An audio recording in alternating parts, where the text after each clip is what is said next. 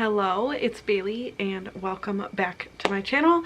It is time for my July stats and wrap up. This should be a quick one. I did not read that much in the month of July, so let's go ahead and get into it. For my stats, I read a total of 7 books totaling 2,082 pages, which was 32 hours of reading time, making my average speed 65.1 pages an hour, which is on the slow side for me. And then I also had 0 audiobook hours. I didn't listen to any audiobooks this month. For more of the breakdown here, 5 of these books were physical books, 2 were ebooks. I owned 6 of them and 1 of them was from the library. I had 4 adventure books, 2 fantasies, and 1 romance. I had 4 children's books, 1 middle grade and 2 adult, and then 4 of them were published before 2010, 1 between 2010 and 2019, and 2 between 2020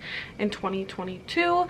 My rating breakdown, I had no DNFs, no 1 stars, always love when that happens. I had 3 2 stars, 2 3 stars, 1 4 star, and 1 5 star, making my average for the month a 3.14, kind of low. So I will go ahead and get into these books quickly. My least favorite book of the month was the Shelf This Book Club pick for the month of July, and that was The Princess Stakes by Amy Lee Howard. Overall, I do think it was just kind of a basic historical romance. It felt incomplete to me and almost like I had read something similar 100 times and that it just didn't really go there with anything. I've said it and I'll say it again, it felt very much like an outline to me, like somebody should have gone back and added the more like personal details. So I just didn't end up enjoying that one that much. And then the next 4 things were the 4 Magic Tree House books for the month. I had Christmas in Camelot, which I gave 2 stars. Haunted Castle on Hallows Eve, I gave 2.5 stars.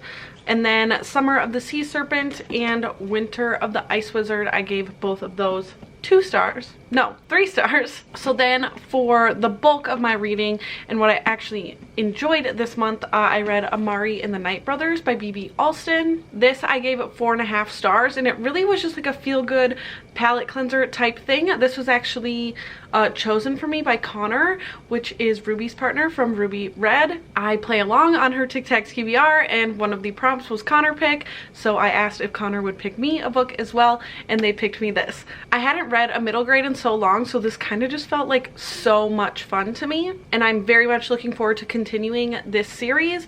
The jokes episode that I read this for probably won't be out for a little bit. I have to read quite a few books for that episode, but I did vlog the experience. And then my 1 5-star that truly did take me most of the month was Jade War by Fonda Lee. I am so happy to have this out of the way, and I'm excited to just follow through and finish the trilogy finally. Again, I've said it before with this series and I'll say it again, this is just like the perfectly paced series for me. I love the style that Fonda Lee writes in. I guess it's a very political fantasy with no like super driving plot, which I don't like describing it that way because I feel like that makes it seem like there's nothing going on, but there's not like huge plot arcs through a whole chunky book like this that you're just like working towards one thing. There's just like constantly things going on, and I've really been enjoying that style. I'm nervous to continue on to the last book because I thought that she was going to be more mean to my beloved characters in this one than she was. So now I'm just straight up scared for the last one. Like, is it going to be one thing after another? I'm about to find out, hopefully. But that's it. That's everything I read in the month of July. I am off for the entire month of August, so I am anticipating having quite a few reads in August. I'm already off to a fairly good start, so stay tuned for all of that. But thank you so much for spending some time with me today, and I will see you again very soon. Bye.